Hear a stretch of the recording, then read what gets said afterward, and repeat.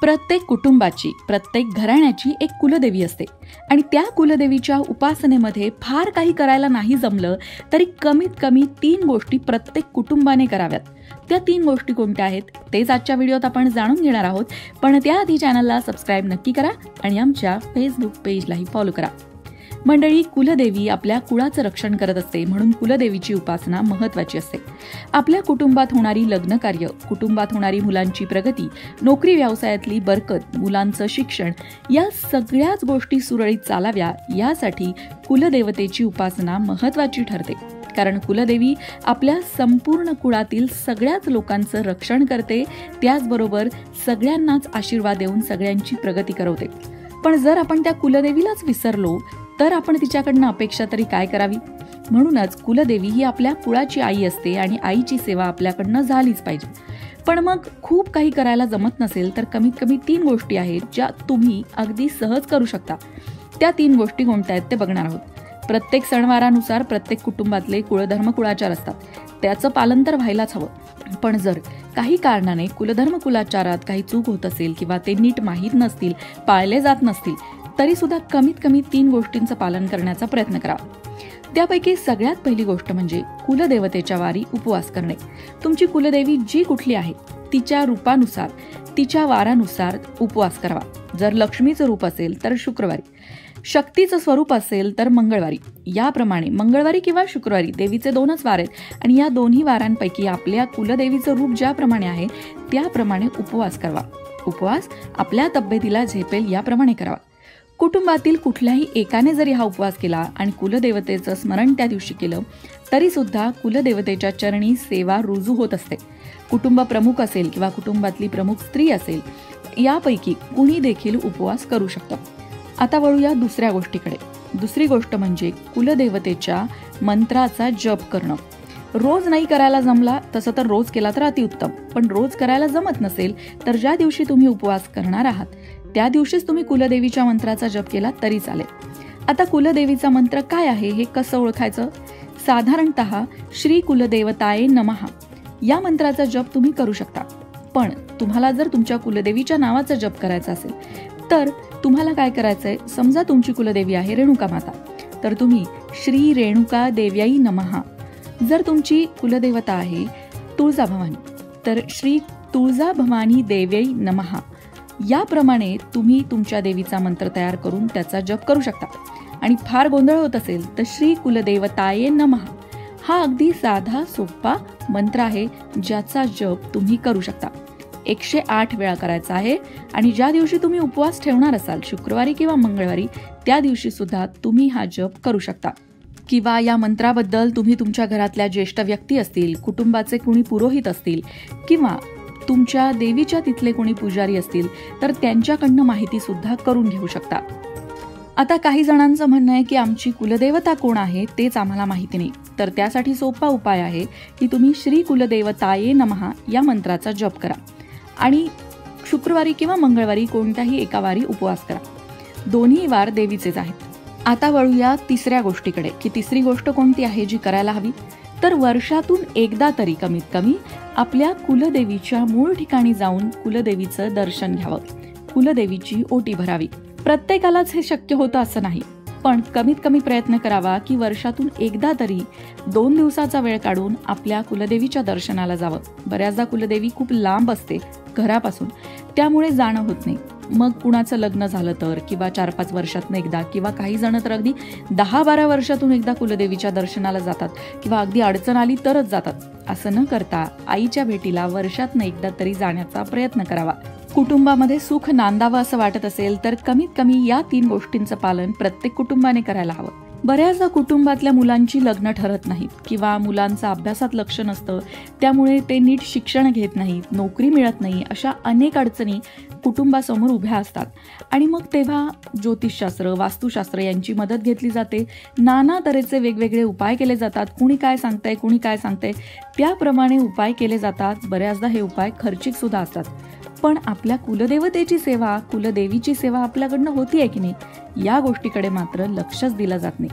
सगळे उपाय करण्याआधी कुलदेवीला शरण जावं, आईला आपलं गारणं सांगावं. आई आपल्या कुटुंबाला ओळखते, आई आपल्या कुटुंबाचं रक्षण करते आणि ती कुलदेवीच आपल्या कुटुंबाला सगळ्या संकटातून तारून नेत असते. म्हणून कुलदेवीच्या उपासनेला महत्त्व द्यावं. या 3 गोष्टी ज्या सांगितल्या त्या व्यतिरिक्त तुमचा घराण्यामध्ये असलेला जो काही रीतिरिवाज असेल किंवा कुळधर्म कुळाचार असेल तो पाळण्याचा सुद्धा प्रयत्न करावा. कारण पारंपरिकरित्या मागच्या पिढीकडून चालत आलेले हे रीतिरिवाज, हे कुळधर्म कुळाचार आपल्या कुटुंबाला बांधून ठेवण्याचा प्रयत्न करतात, कुटुंबियांमध्ये एकी निर्माण करतात. आणि मग जेव्हा संकट समोर उभं राहतं तेव्हा आपण एकटे नाही आहोत ही भावना प्रत्येकाच्या मनामध्ये असते. म्हणूनच कुलदेवीची उपासना मन लावून करावी.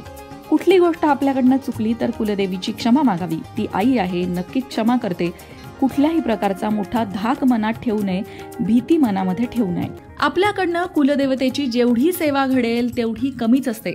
कारण कुलदेवतेची सेवा केल्यामुळे आपल्या जीवनात येणाऱ्या अनेक अडचणी दूर होतात. आपल्या घरात लग्न ठरत नसेल, सतत कोणी ना कोणीतरी आजारी पडत असेल, आपलं मन अस्वस्थ राहत असेल, आपल्याला असुरक्षित वाटत असेल, मुलं शिकत नसतील, अशा सगळ्या प्रकारच्या समस्यांवर उपाय असतो कुलदेवतेची सेवा करणं. आणि ही कुलदेवतेची सेवा वेगवेगळ्या प्रकारे केली जाते. त्यातलाच एक भाग आहे कुलदेवतेला कुंकुमार्चन करणं. तुमच्याकडे कुलदेवतेचे टाक असतील किंवा कुलदेवतेचा फोटो असेल तर त्या फोटोला किंवा त्या टाकांवरती तुम्ही कुंकुमार्चन करू शकता. आता सगळ्यात आधी बघूया की कुंकुमार्चन करणं म्हणजे नक्की काय.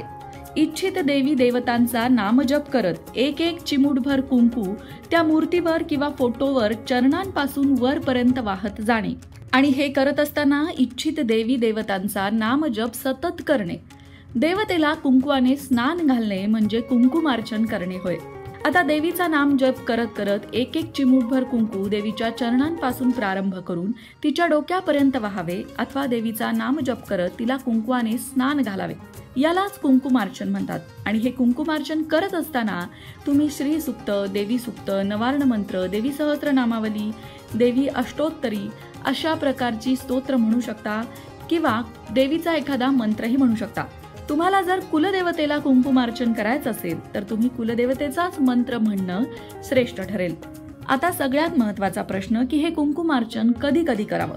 वर्षातनं कमीत कमी एकदा तरी श्रद्धा भक्तिपूर्ण अंतःकरणाने तुम्ही तुमच्या कुलदेवतेला सुद्धा कुंकुमार्चन करायला हवं.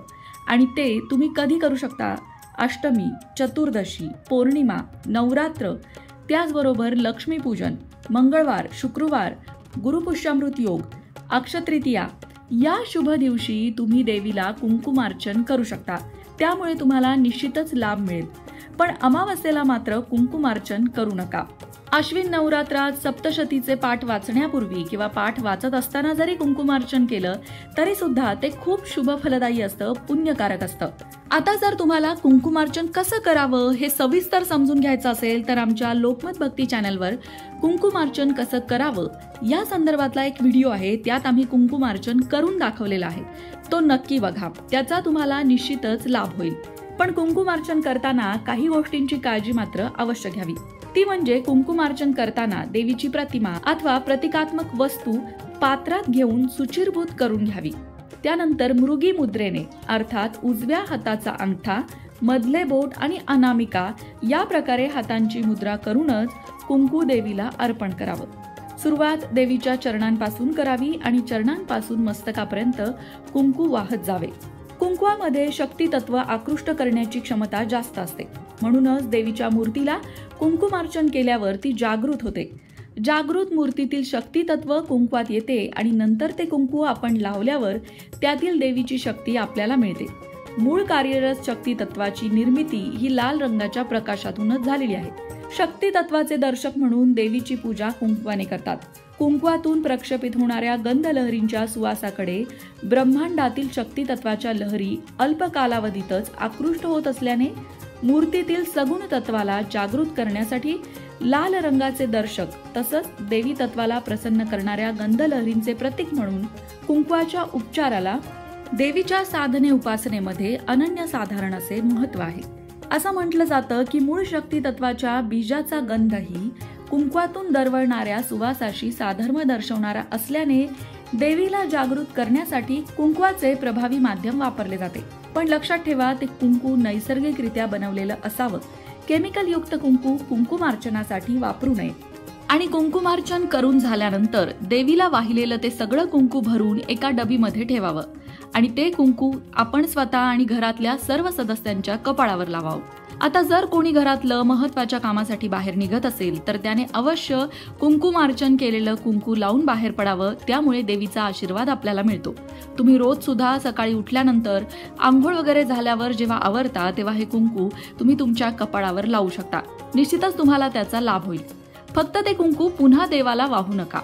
देवीचा आशीर्वाद म्हणून ते कुंकू आपणच लावायला हवं. तेव्हा मंडळी, तुम्ही सुद्धा वर्षातनं एकदा तरी तुमच्या कुलदेवतेला कुंकुमार्चन करा आणि कुलदेवतेचा आशीर्वाद मिळवा. आणि कमेंट बॉक्समध्ये श्री कुलदेवताये नमः लिहायला विसरू नका. अशाच प्रकारच्या माहितीपूर्ण व्हिडिओंसाठी लोकमत भक्ती चॅनलला सबस्क्राईब करा आणि बेल आयकॉनवर सुद्धा क्लिक करा, म्हणजे आमच्या नवनवीन व्हिडिओचं नोटिफिकेशन तुम्हाला मिळत राहील. तसंच योग्य आध्यात्मिक मार्गदर्शनासाठी लोकमत भक्तीच्या फेसबुक पेजला फॉलो करायला विसरू नका.